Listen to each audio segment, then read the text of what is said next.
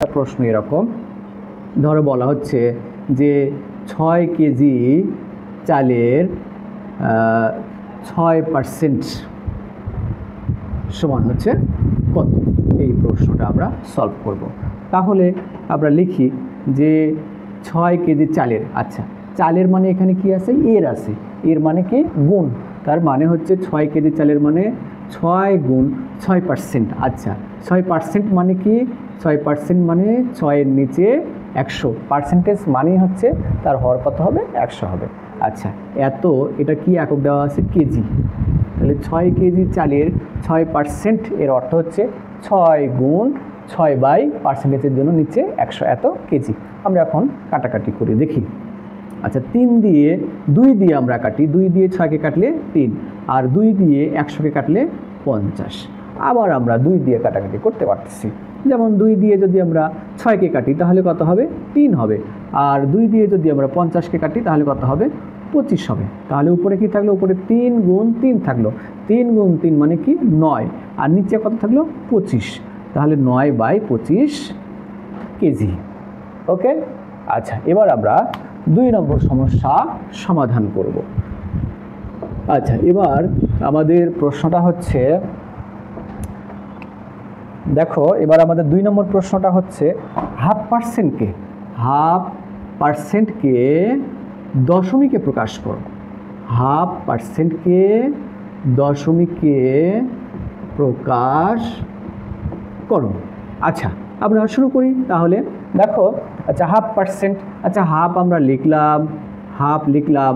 আচ্ছা পার্সেন্টেজের মান কত, পার্সেন্টেজের মান হচ্ছে 1/100, পার্সেন্টেজের মান হচ্ছে 1/100।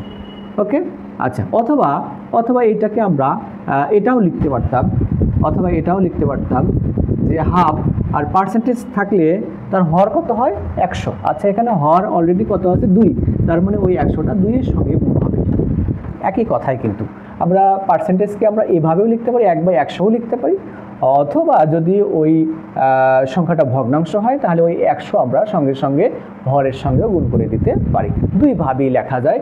1/2%কে আমরা এভাবেও লিখতে পারি, এভাবেও লিখতে পারি। আচ্ছা আমরা এখন কাটাকাটি করি। কাটাকাটি কি উপর নিচে যায়, যায় না। তাহলে উপরে কত থাকলো, 1 গুণ 1 1, নিচে কত থাকলো, 2 গুণ 100 200, তার মানে হচ্ছে 1/2% এর সাধারণ ভগ্নাংশ হচ্ছে 1/200। এবার এটাকে আমাদেরকে দশমিকে প্রকাশ করতে হবে। আচ্ছা তাহলে আমাদেরকে কি করতে হবে, 200 দিয়ে 1কে ভাগ দিতে হবে।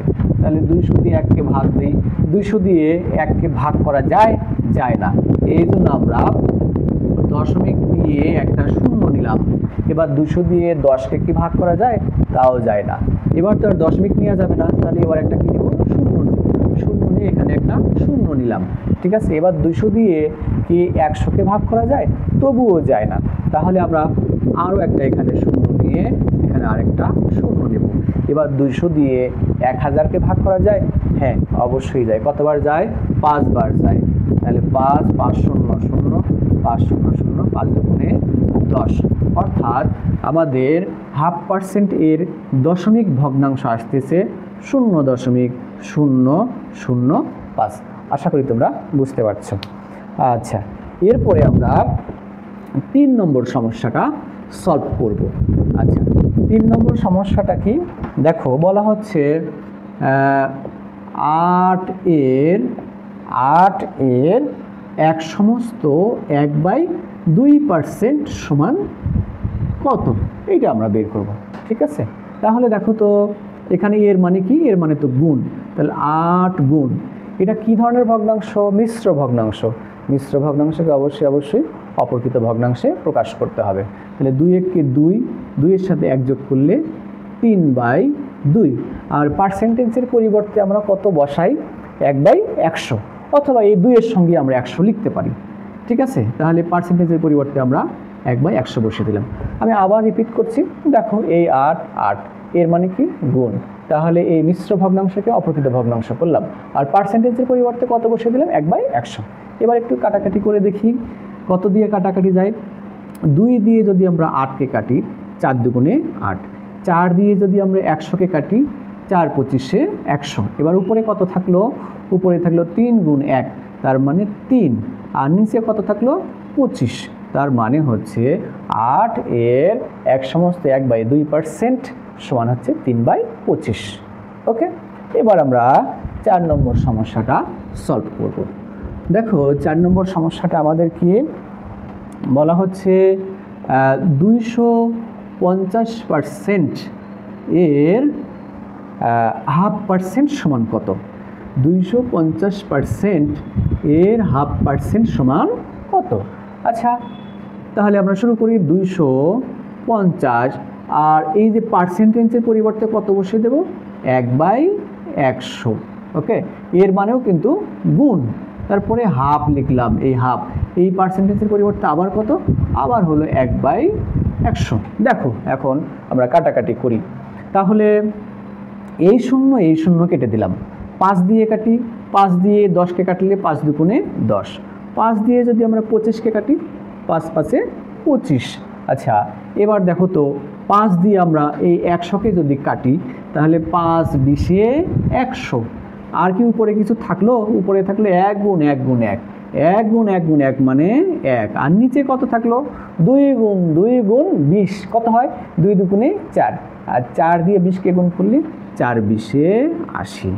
ওকে, তাহলে 250% এর 0.5% সমান হলো 1/80। ওকে, এবার আমরা 5 নম্বর সমস্যাটা সলভ করব।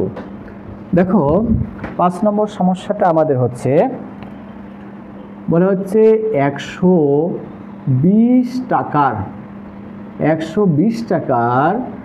0.5% সমান কত? আচ্ছা, আমরা তাহলে শুরু করি। দেখো 120 টাকার মানে কি? এর মানে কি? গুণ।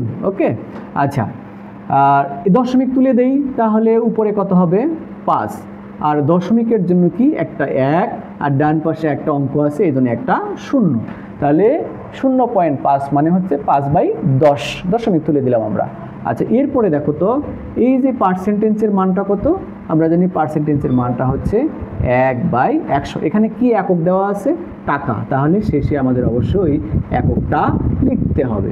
ঠিক আছে, এবার আমরা কাটাকাটি করি। দেখো 5 দিয়ে যদি আমরা 100কে কাটি, 5 20-এ 100। ওকে, এবার আমরা 10 দিয়ে 120কে কাটতে পারি, বা 20 দিয়ে 120কে কাটতে পারি। দেখো আমরা 10 দিয়ে যদি এটাকে কাটি, তাহলে এই 0 আর এই 0 কেটে দিলাম।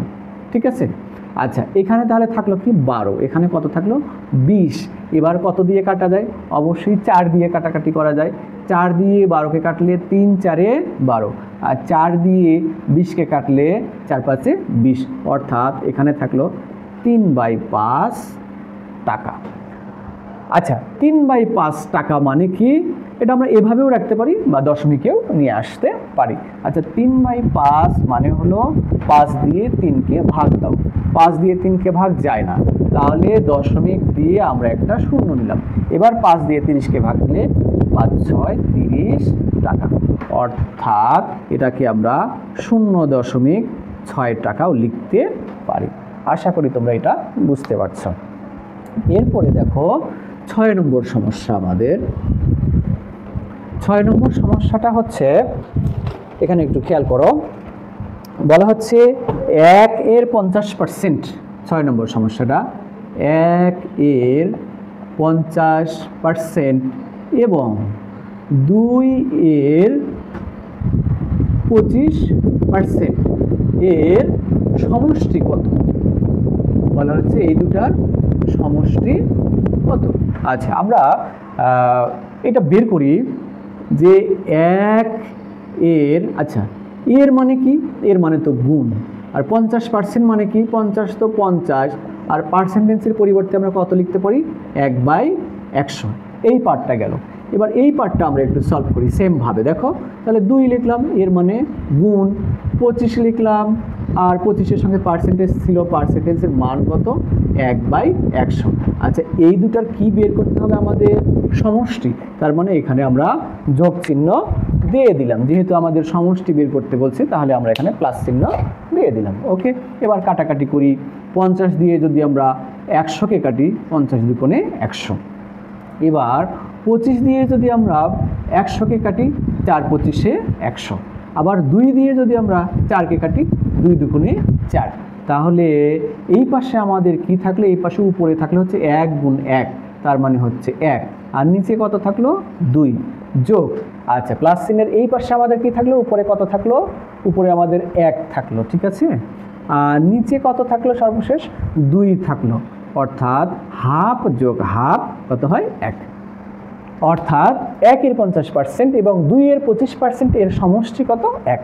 আশা করি তোমরা ক্লাসটা সবাই ধৈর্য সহকারে দেখেছো এবং বুঝেছো। সামনের ক্লাসে আরও সুন্দর সুন্দর ভিডিও ছাড়া হবে। সবাই ভালো থাকো, সুস্থ থাকো, খোদা হাফেজ।